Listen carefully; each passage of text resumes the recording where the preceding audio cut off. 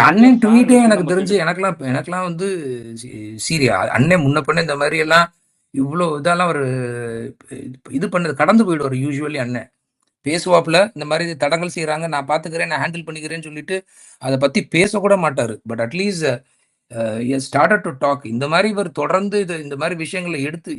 நடந்த ஒரு விஷயங்களும் இப்படி எடுத்து அண்ணன் பேசினாவே போதும் ப்ரோ இவனுங்க இவனுங்க இவனுங்க இவனுங்க எப்பேற்பட்டவனுங்கன்றது மக்கள் இங்க எடுத்து பேச ஆரம்பிச்சிருவாங்க